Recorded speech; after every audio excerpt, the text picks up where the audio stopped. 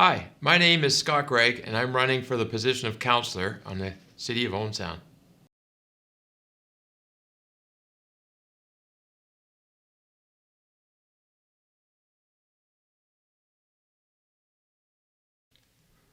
I believe my best quality is determination. I exhibit that in many different ways. It doesn't matter what the subject matter before council is. I'm doing my best and determined to inform myself as best I can. I will speak to whoever I feel is most necessary to speak to in the community to best educate myself. In my lifestyle, I guess I exhibit determination as someone who personally I've run several marathons, most recently Boston in the spring of this year. And to do such a feat for anyone that's been able to go through the stress of the training and dependent upon the conditions of race day, one realizes what determination really means. And I believe that's a real strength of character for me.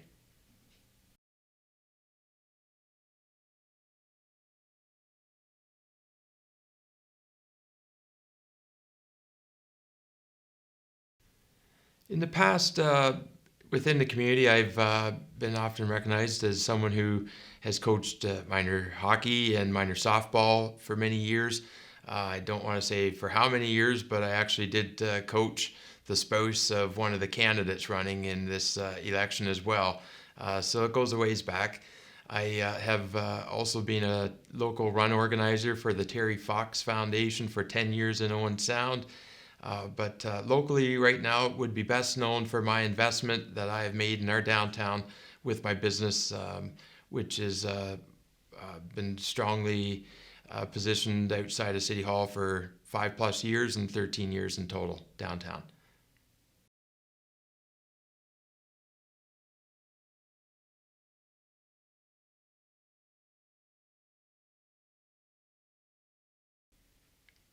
It's been intriguing for me going door to door this election because I am in awe actually of how many new residents there is to Owen Sound. And they range in ages from, my goodness, mid to late 20s, starting out families to retirees. And as I say, who could blame them for moving here? But we do offer something in Owen Sound which is not available in many of the bigger cities, and that's affordability. So we have a lot of people who the excitement and allure of the big city has them there 4 or 5 years after post-secondary education, and then they're looking for an alternative. They're looking for something that's affordable for them. They're not able to put money aside living in Toronto, in the bigger cities where all the money goes to rent. So they're now looking to be able to work from home, maybe travel a couple days a week. It's just terrific for me going door to door and seeing so many people that are now doing that, and they're laying down their roots here now in Owen Sound and living the lifestyle which we have and we're so fortunate to offer.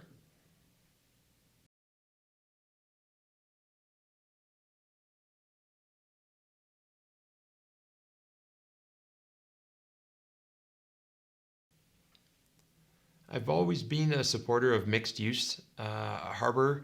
Um, the current council, we had a vast amount of literature come forward when we were talking about divestiture of the harbor.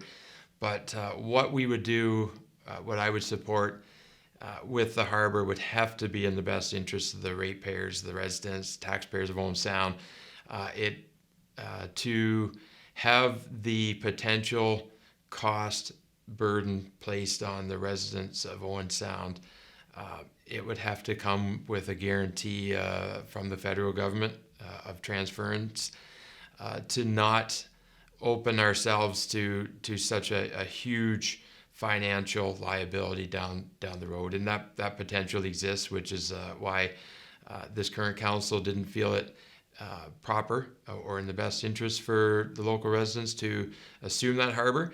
I've spoken with uniquely, different skilled people in different industries. Somebody has mentioned to me that you can take the pollutants, you can encase them in concrete, and that will work. But in doing that, you're going to work up the river, and it's sometimes perhaps what's there right now, without us being provided sufficient funding, is best where it is, and that's at the bottom and not being irritated.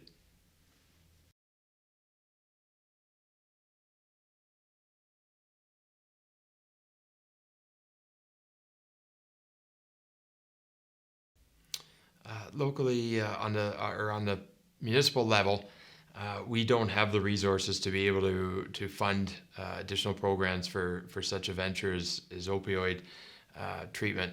It would come at a cost of being able to do roads, provide transit or public transit for our residents. It would come at a cost of library services, recreational services. We don't have those resources.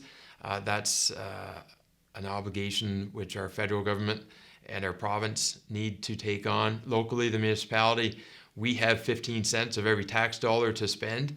That's not much. Some people actually say it's 8, but it is more accurately 15. But still, the needs for emergency service provision, transit, roads, parks, quality of life, everything that your municipal council is required to provide, it would suffer by taking on additional burdens that higher levels of government have more resources to fund.